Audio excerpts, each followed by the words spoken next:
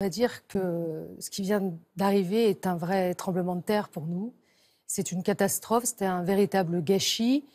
C'est François Fillon qui est responsable. Les Français attendaient depuis 5 ans cette alternance parce qu'ils n'en pouvaient plus de ce quinquennat désastreux de François Hollande. François Fillon a reconnu sa défaite personnelle. Vous aviez demandé à ce qu'il se retire. Oui, donc c'est lui qui est totalement responsable de la défaite?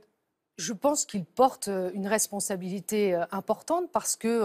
Mais le parti l'a suivi. En voulant se maintenir, moi je fais partie de ceux qui lui ont dit la vérité, que sur le terrain, nous étions empêchés de faire campagne et qu'il devait en tirer les conséquences.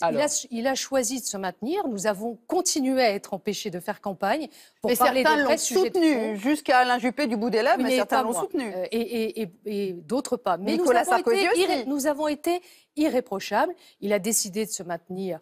Nadine Morano, pour aller plus loin, est-ce que vous appellerez à voter pour Emmanuel Macron? Je souhaiterais aussi qu'il en tire les conséquences de cette défaite et que dès demain matin, il reconnaisse qu'il ne sera pas en mesure de mener la campagne des élections législatives qui, pour nous, sera fondamentale. On va y revenir sur les législatives, mais le second tour, appelez-vous à voter pour Emmanuel Macron? Mais moi, M. Macron, je ne partage pas son programme. Mais vous voterez pour lui? Je ne partage pas sa vision non plus, s'agissant de la lutte contre l'islam radical, puisqu'il n'y a pas de... Mais face à Marine Le Pen, vous faites quoi? Mais d'abord, nous avons un parti politique qui va se réunir demain. Nous allons en débattre. Moi, je n'appellerai pas à voter pour M. Macron, que j'ai combattu, sans condition, sans voir ce qu'il va faire. Mais certains l'ont fait sans condition. Oui, François Baroin, dès le début, a dit « je voterai pour ». C'est très bien, mais nous avons un parti politique qui se réunit demain. Donc nous définirons pas d'appel à voter pour Emmanuel Macron. Je dis que pour l'instant, nous n'avons pas de consigne de vote non plus à donner aux Français qui n'ont pas besoin de recevoir d'ordre. Ils ont besoin d'avoir un cap pour la France